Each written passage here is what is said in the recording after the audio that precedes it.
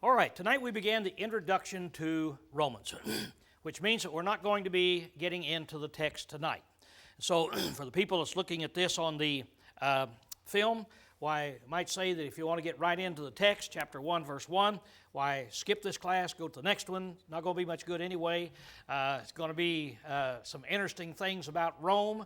And so tonight, if you want to take a nap, do so. The rest of the semester, I'm going to keep you awake.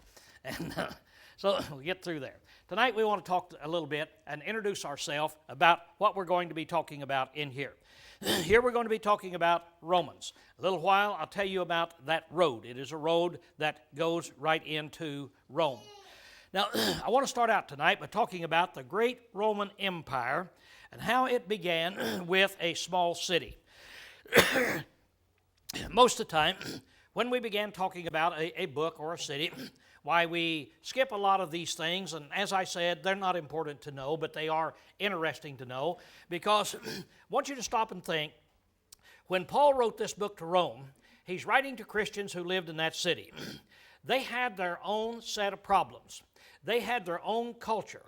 They had their own background. Just like you and I have a background now of 9/11. And it changed attitudes in this particular country. And so Rome, when Paul wrote that letter, had a certain disposition and a certain attitude. And Christians that lived at that period of time lived in a city that was far different than the city that you and I know. It's hard for us to conceive of what society would have been in that day of age. Now, we talk about that great Roman Empire. Remember, it was the fourth great empire. After that, there would be no other worldwide empire. And so here we're talking about this great empire, this the most powerful of all the empires that existed, this mean, diverse empire that Daniel prophesied about and was really there. So tonight, we want to get, first of all, an introduction to the city of Rome. And as we get that introduction, let's just begin at the beginning. How did Rome get there? Did they have a history? Did they have a background that they knew about and they were proud of? Now, I'm sure that if I ask you about the origin of Monroe and said, how did it get here? We would look and say, well, I've seen a date out on a sign, but I forget when it was. But it's about 100 years ago. And we say, well, how did it start? Well, how many of you could tell me how Monroe got its start? Hold up your hand so we'll have a massive hand up here. See how many people could tell how Monroe got its start? Well, we haven't had a history. We're not proud of it. We haven't really read about it. We don't know the legends and we don't know the stories that is behind it. But with Rome, Rome had about 700 years behind them. And if I'd asked that question in Rome, all the hands would go up. Every little child could tell you how Rome got its start. Whether it was right or whether it was wrong, they could tell you how it got its beginning. They could tell you about the city, what it was all about, and so forth. It's a different culture at a different time. Now tonight, I want to introduce you to the legend of Rome. And here you see that you have a mother wolf, and you have these two little babies that are suckling the wolf. Now this is going to be the symbol of Rome. Now, a Roman myth created a glorious tale of the city's beginning. Here's how all Romans still say that the city began. They traced the Romans' origin to Romulus, a son of the god Mars, also a descendant of the Trojan prince Aeneas. Romulus and his twin brother Remus were grandsons of King Nupater. Now, Nupater was deposed by his brother, who also tried to kill the twins by having them thrown into the Tiber. That's the Tiber River. So their uncles threw them into the Tiber River. Now, instead, the infants washed ashore and were suckled by a she-wolf who became and remains today the symbol of Rome. When the brothers grew up, they restored Nupater to his throne and then founded a new city on the Palatine Hill above the river. Now, that's the legend. If you go there today, how did Rome get its beginning? There it is. That statue is in Rome. It'll tell you, this is how Rome got its beginning. Of course, you and I think, would understand that that is a legend that is in there. Now, here's what they say. The Romans believed that Romulus and Remus founded Rome in 753 BC, and that Romulus erected a wall around the site of the new city. When Remus tried to assert his leadership by scornfully leaping over the inadequate wall, Romulus killed him and became the city's first king, giving it his name. So, where did we get Rome? Where did it come from? Well, it's going to come from this guy right here, Romulus. Now, if you take Romulus, you say, how do you get Rome out of that? Well, you take that Latin suffix, that ending off, and throw it away, and put the Greek ending on. Now, in your Greek New Testament, in Greek time, in the Greek language, why, it is Roma.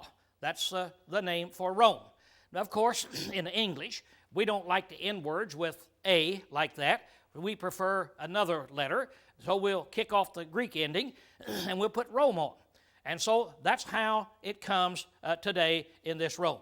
So the great city of Rome then traces its name back to this twin there.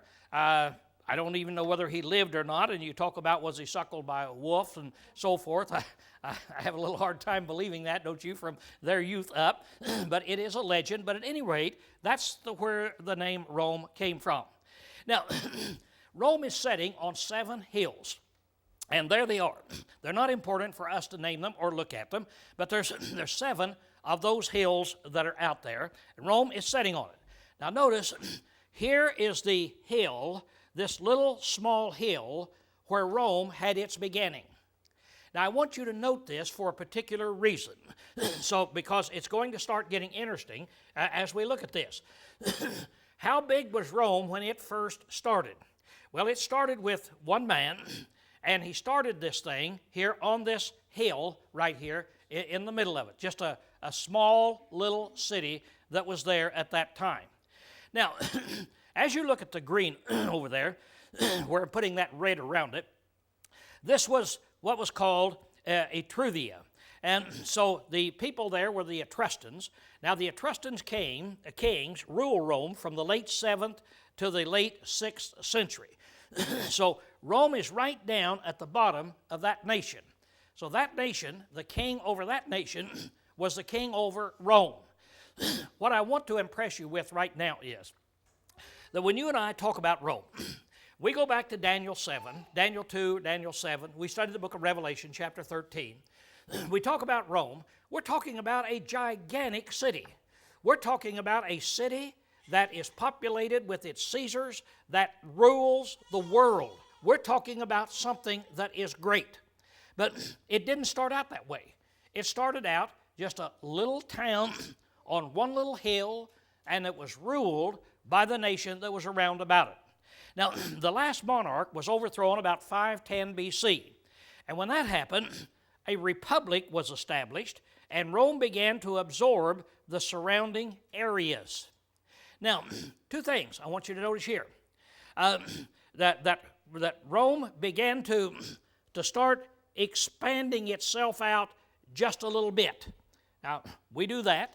The city of Monroe in the last 10 years has expanded out, and we've taken in more territory. And so that's what they did with this city of Rome here. But 510 BC. Now, the interesting thing about that is that's about the same time Daniel was prophesying. So now I want you to think. Over here in Rome, clear over in Italy, then you go all the way over to Babylon. That's where Daniel is. Daniel's all the way over there. Daniel has never heard of these guys. Daniel is over there, and he is prophesying to King Nebuchadnezzar, and this is where he is telling King Nebuchadnezzar about that dream that he has and how this 4th nation will grow up and will conquer the world and will be that mean, vicious nation like no other nation on earth. And at that time, Rome was just a little village setting on a hill. Now, isn't that something? Had you walked in and tapped Daniel on the shoulder and said, Daniel, are you talking about Rome? He would have said, what is Rome? I mean, it was a place that was unheard of there. Now, the next thing that Rome did, they built a famous wall around the city. This is called the Servian Wall. Now, so now then, here it is. This is about 100 years later.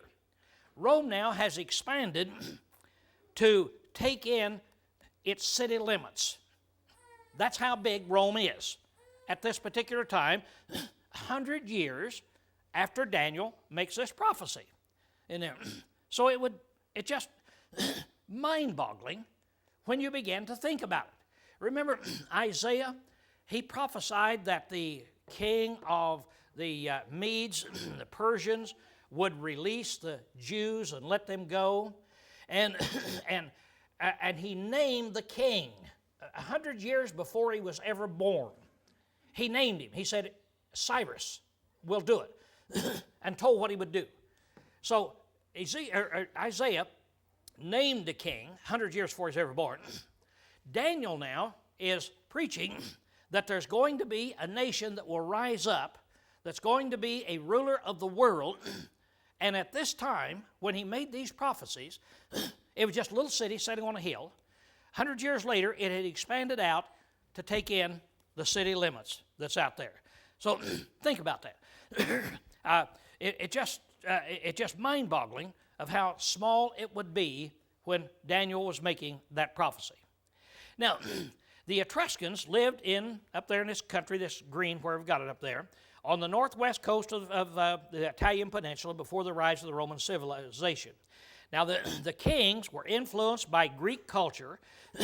They ruled Rome in the 6th century BC when it began to grow from a village to a city.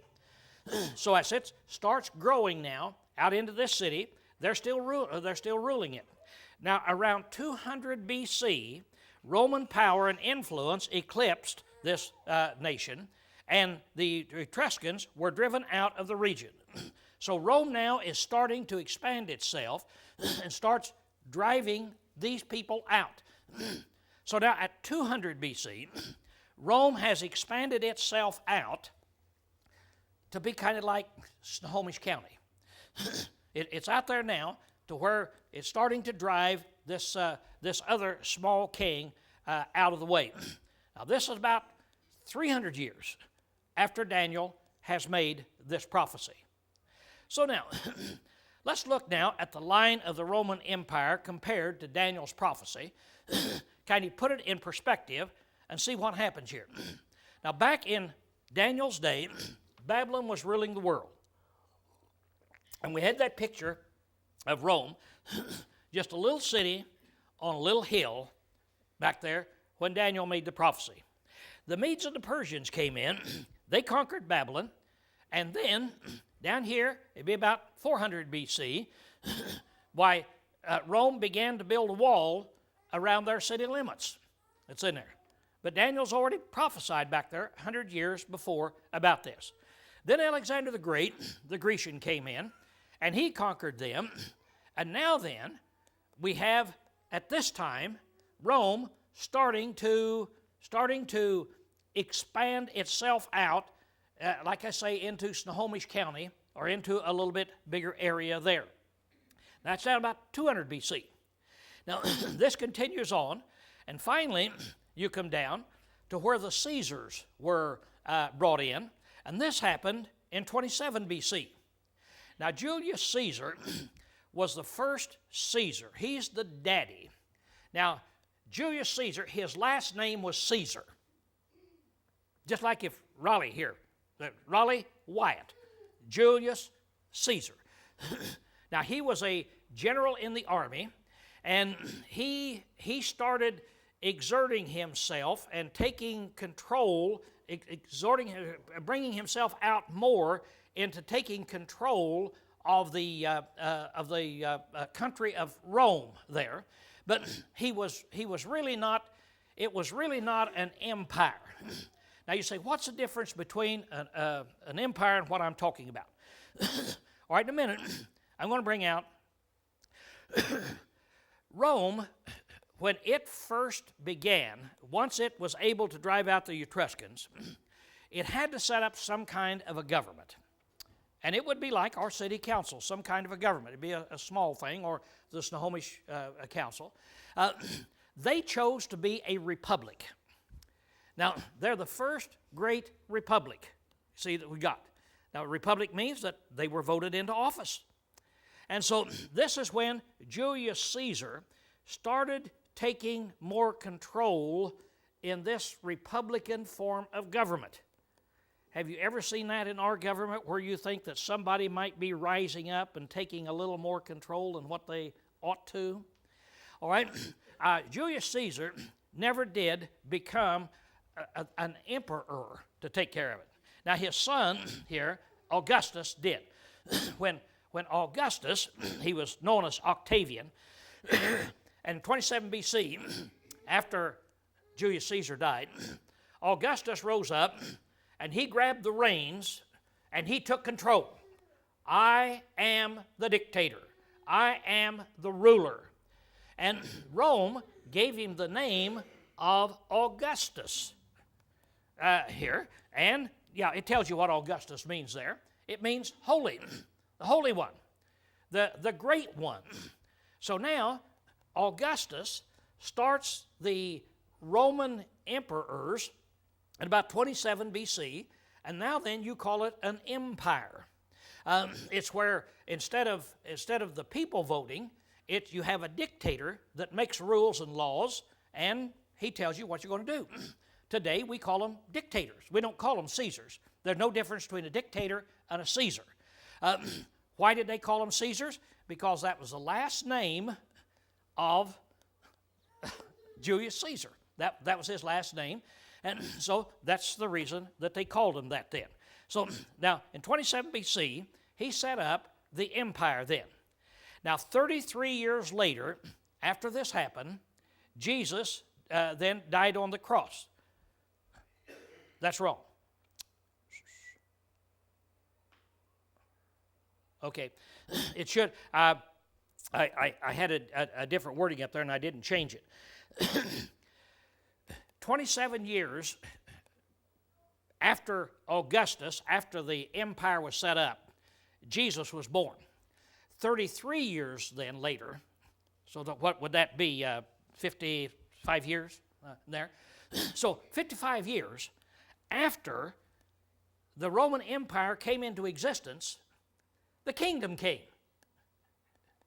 Now, I want you to stop and think about that for just a moment. As you go back, and Daniel is prophesying, and he prophesies 500 years before it ever happens. And he says, in the days of these kings, and the kingdom started, and 55 years later, God set up his kingdom. How close is that calling it? See? How close is that calling it? That's really getting down and calling it close when you look at it in that way then. So the kingdom then was established in there just like he said it would be. Now here's another thing about Rome. Rome had a great network of roads. They had built this great network and sending out roads everywhere that was going out from the city of Rome. So they could send their armies out and their people out and so forth. And so they had a great network. And so there's the network of Rome, of roads that they had. So we might say, well, what does the roads have to do with this? Well, over in Galatians 4:4, it says, but when the fullness of time came, God sent forth his Son. Now that's a big statement. When the fullness of time came. What would that mean? When the fullness of time came. That's right. When time was right.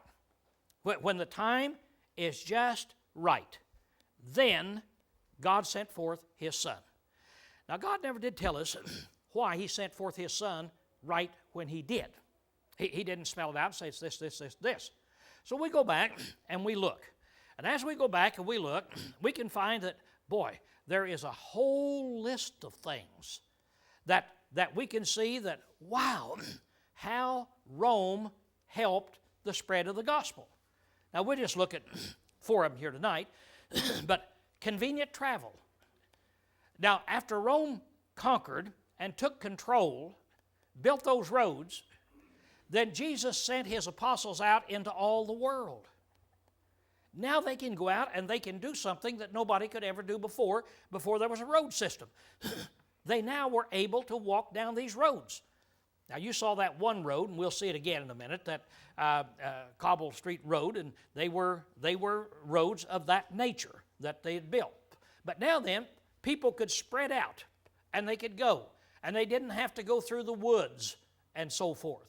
Up until this time, most of the time, when people wanted to travel from one place to another, they would have to make their own way. It would be like going from here to Wenatchee without using a road, that you find your own way and you get on over there. Most people before this had never seen society on the other side of the hill. They had never seen society on the other side of the hill. That's hard for us to understand. All of a sudden, society just breaks loose. Just breaks loose.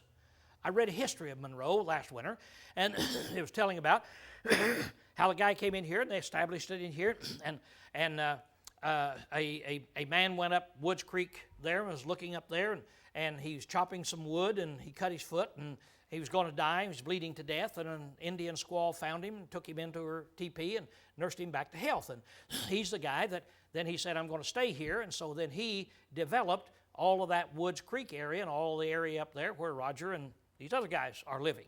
And so, but the one thing that they didn't have a road down here. And it told about making a road from that hill up Roger's house down here, and how he went out and got his axe, and they trimmed down the bushes. When they'd come to a big tree, they'd just go around the big tree and then go on like this. But they made a road to where they could bring a wagon down, weaving around in there. If you want to go to Snohomish, it had to be by boat. And it was quite a trip, quite a dangerous thing, that it had to be by boat. Now, that's 100 years ago.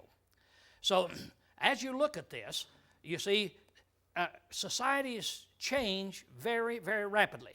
In our society, in 100 years, you see how our road systems change, how much it's changed. Well, back then, when the Romans took over and they built this road system, it opened up the country to people that they had never understood it before. Because if you take 100 years ago, people in Snohomish, not one out of, I would have the idea, had ever been to Monroe. They weren't going to take a trip all the way down the river to get here and then have to cut their way up through the woods and then have to get back over here. So they'd never been there. People here had never been over there. The trip was just too hard. It was just too hard. I remember a few years ago when Woodinville turned 100 years old. There was still a woman living there whose, I guess it was her dad. I think it was her dad. I think she was about, yeah, she's a pretty old lady. And it was her dad. So they moved out, and he started the first post office and so forth there. And then she would tell that once or twice a year they would go to Seattle, and how that they would have to do it, and how he would have to take a horse and go so far, then a boat and go so far, and then do something else. And it was a 3-day journey to go to Seattle and come back. And that was a highlight of her life that was there. So it's kind of hard for us to realize people live that way. But 100 years ago here in this country, they were doing that. Now, back here, right before these roads were built, people didn't know what was over the hill. Like the people in Monroe wouldn't know what's down at Duval. There would be a trapper or somebody come by. He'd tell us, but you'd never go down there. Now, in that climate, how hard would it have been for the Lord to told his apostles, go ye into all the world. I want you to hit every place. It'd been tough on them. Now then, at this time, they're able to spread out. There's travel all over, and they can go. So the road system, a common language. Up until Alexander the Great had conquered the world, and then Rome conquered it from him. But up until 100 years before, everybody spoke their own language. Whatever city you were in, we would speak Monroe, Snohomish would speak Snohomish, Duval would speak Duvalish, and everybody spoke their own language. But Alexander the Great came in, and as he conquered the cities, what he did as he was going through, we hear about this guy, you know, how ambitious he was and how bad he was and all of that, and he was a very selfish guy and wanted to conquer the whole world, and study him any way you want to. But the interesting thing is how God works. That's what I want us to see tonight. And I want us to see that it's all coming down and culminating in Rome. See, that's the point that we're making here. This city has a great history. Now, when Alexander the Great would go, he would conquer a city. And then he would leave some of his soldiers there, and he made two demands. He made the demand that everybody start speaking Greek. He made them convert over to speak Greek. And then they were to start wearing Greek clothing and having some Greek culture, starting to change in that realm. Well, by doing this, Alexander the Great had turned the world into one common language. Now you could go out and you could speak Greek, and people could understand you there. Even people who spoke other languages. Be kind of like English today. You go to a foreign country, many people in a foreign country learn English. It's the international language. Books and literature had sprung forth. And of course, now then we're going to have the apostles going to be writing these books and sending them out. And then there was peace, which was called the Roma Pax, the Roma peace, the peace of Rome, that Rome demanded peace. They conquered the cities, and then they told each city, now you can rule here, you can take care of your own affairs, but if you don't keep the peace, we're going to move our army in, and we'll keep it for you. And so they were very heavy on peace. So Roman Pax was a very famous word that they had at that day, and they worshipped it, almost worshipped it. And there, of course, the Romans worshipped about everything, really. And so when Rome was established, it went out and it did this thing. A lot of good things happened. So now let's scratch our head. And let's go back and think, my oh my, 500 years before this happened, Daniel prophesied and told about this nation that was going to do these horrible things. And it was just a little city set on a hill. Then as you come down, you have these other prophecies, you have these other things, but then you have Paul telling, when the fullness of time came, God had his plans. It was planned, it was planned, it was planned, it was planned, and just exactly at the right time, right after the Roman government was established, God sent forth his Son. 27 years after the Roman government was established, God sent forth his Son. Wow, that's a close call. See? And so you look and you think, isn't history interesting when you look at it in this way? So finally Rome spread out. And there you see the different stages and the different ages and so forth where it ruled. But here's the interesting thing. Right south of Rome, there is a road. That road right there was built, and there it is. And it's called the Appian Way. Now the road, here comes out, it's the oldest and most celebrated highway of the Roman Republic. It was built in 312 by the Roman Caesar Appius Claudius Sacus. It led southward, passing through the Appii Forum, and was more than 350 miles long. So now here's a road that comes out of there. It's called the Appius Way. And you say, what's interesting about that? Well, it's still there. And when you go over and read Acts chapter 28, verse 14 and 15, when they were bringing Paul in to take him in as a prisoner into Rome, and so they went toward Rome, and from there, when the brethren heard about us, they came to meet us as far as the Appii Forum. This is the road Paul walked in on. This is the road where he was coming in there. Here the other day I saw a picture of the foundation of that road and how that they dug down about several inches, a foot or two, and started laying sand and then laying crushed rock and then laying big rocks, then laying more sand, and they had several layers until finally they put this in, and that road then has stood the period of time. So, kind of interesting when you look at it in that way. Now, in 27 BC, something happened. Up until 27 BC, Rome had a republic. Its citizens were elected by the people. And then in 27 BC, the Caesars came in. This is where Augustus came, and then he started ruling then as an emperor, or as we would say, a dictator today, in telling the people what to do. Now, as you look at him, from the beginning, the dictators were of the Caesar family, and deity was ascribed to each one of them. Now, in Paul's time, the rulers came from another family. They no longer came from the Caesar family.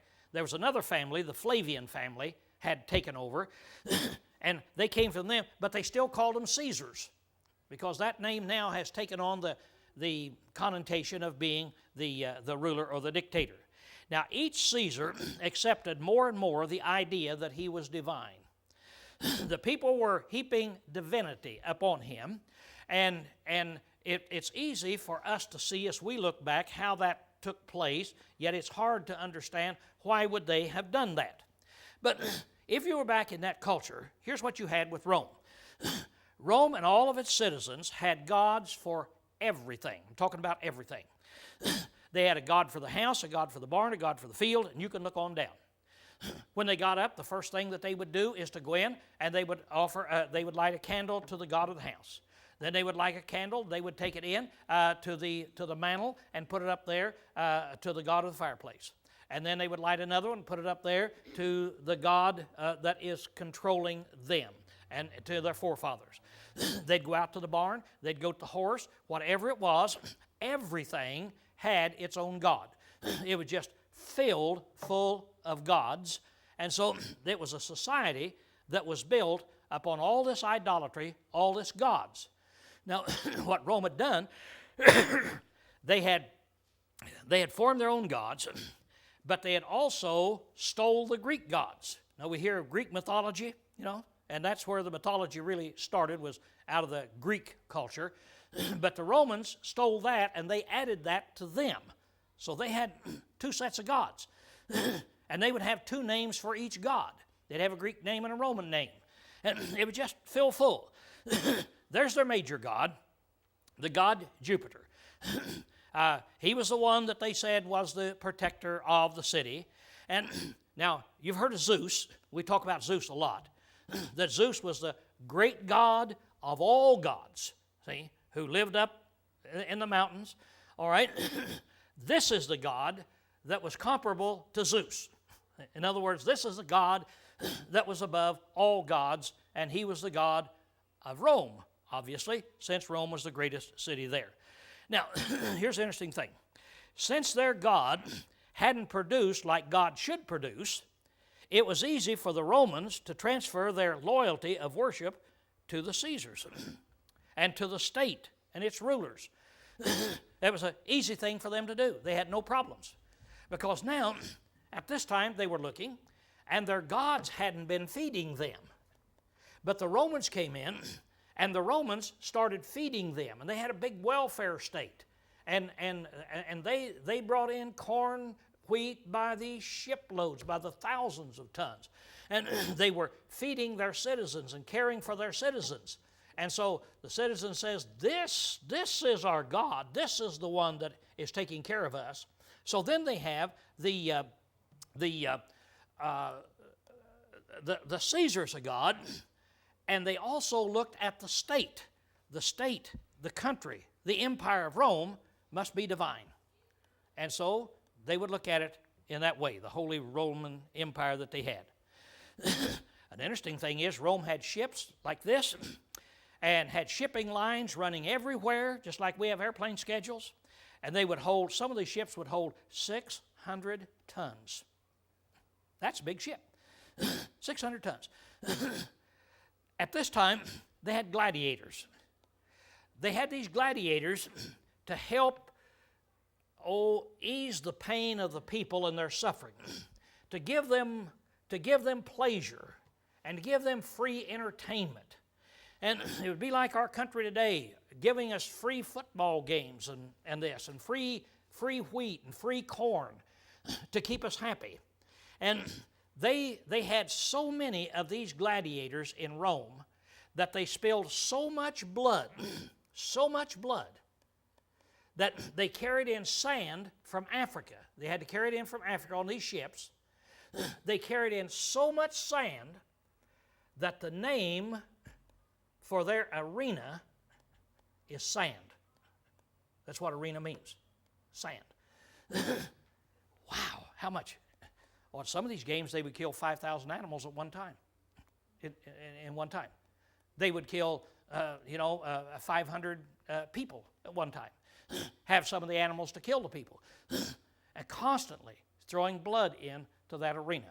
So it was a cruel situation that was there.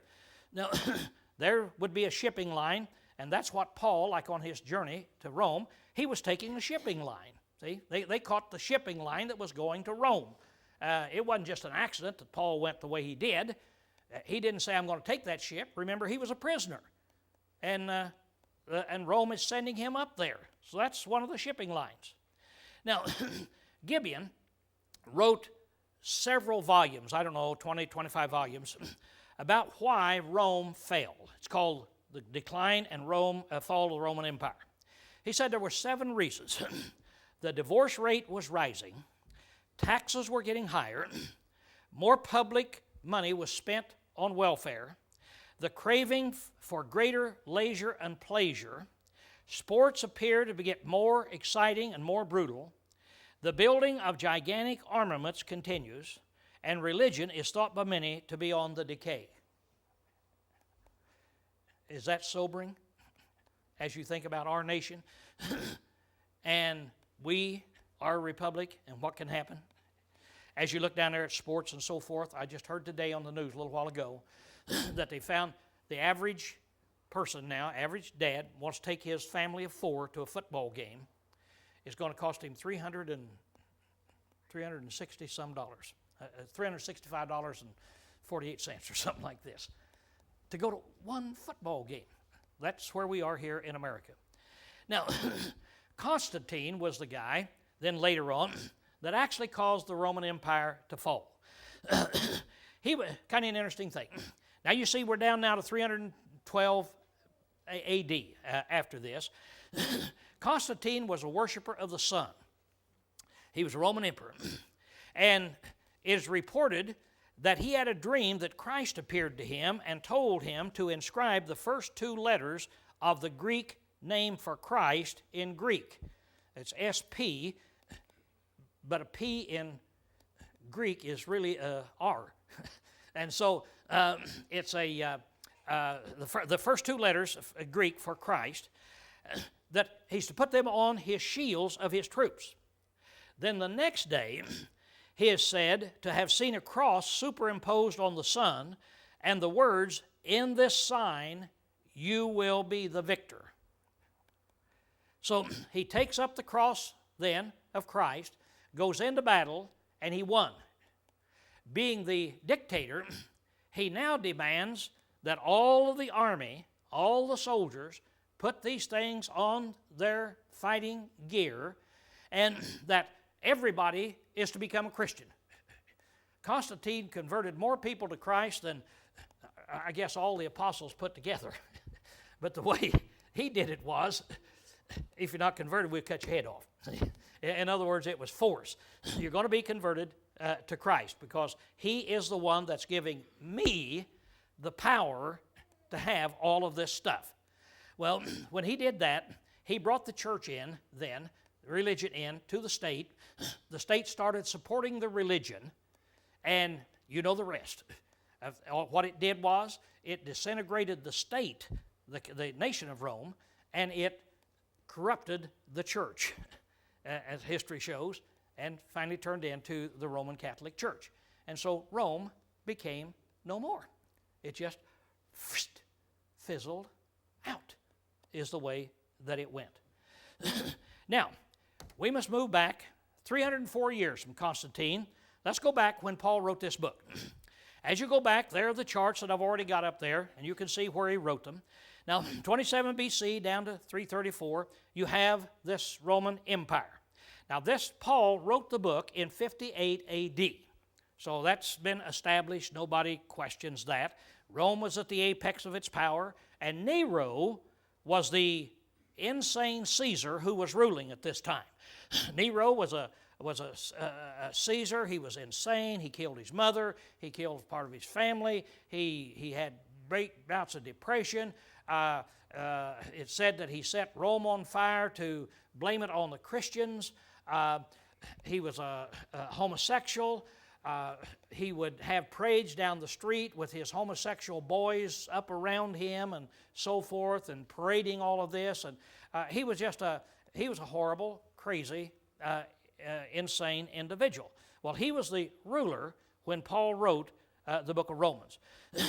Here's kind of a schedule as you go down. We're not going to go through it tonight. But Paul writes Romans down here after he had done a lot of other things, taking his second and third journeys and so forth. Now, let's look at the church at Rome. The church at Rome, when Paul wrote this at 58 AD. Now, how many years would the church have been established? It was established in 33, 58. That's still 35 years? Is that right? That's what I come up with up here. Somebody's whispering. Is that right? That's not right? From 58 to... It's 25 years. Okay. 10 years is nothing.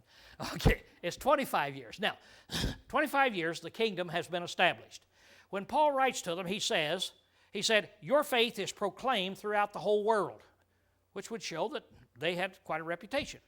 He says in closing that their obedience is come abroad into all men. So they've been in existence for some time. Then Paul said that for many years he had intended to come to them, but he had been hindered. So it's been in existence. Now, how did it start? It's generally thought that it's probably from those sojourners from Rome on the day of Pentecost. You remember back in Acts 2, that there were sojourners from Rome. They're probably ones that went back up and established the church that is up there. Here's an interesting statement, historical statement from Tacitus. He's a writer who was a heathen, and he was trying to uphold the Roman Empire. Look what he said. He said the name was derived from Christ, talking about Christians, who in the reign of Tiberius suffered under Pontius Pilate, the procurator of Judea. By that, even the sect of which he was the founder received a blow, which for a time checked the growth of a dangerous superstition. But it revived soon after and spread with recruited vigor, not only in Judea, the soil which gave its birth, but even in the city of Rome, the common sink, or we'd say sinkhole, into which everything infamous and abominable flows like a torrent from all quarters of the world. So what he's saying is, how did Christianity get in Rome? It just flowed into Rome from all these places, from all these Christians, like every other abominable, horrible thing flowed in. Now, the letter to Rome. We have some questions. We want to look at it. Where did he write it? Why did he write it? And when did he write it? And what is the subject matter? Now, we're getting down to the actual text itself. Now, next week, this is where we're going to stop tonight. Next week, then, we will start with these questions. Where did he write it? And we will see very briefly, those of you who've taken Acts, he was over at Corinth when he wrote it. He wrote it in 58 AD, see in there. Then we'll find 3 reasons that is given, why he did it, and then we'll take a look at the subject matter, and that'll be for the first few minutes, and then we'll start with Romans 1:1 and start then with our study of the text. Okay, class dismissed.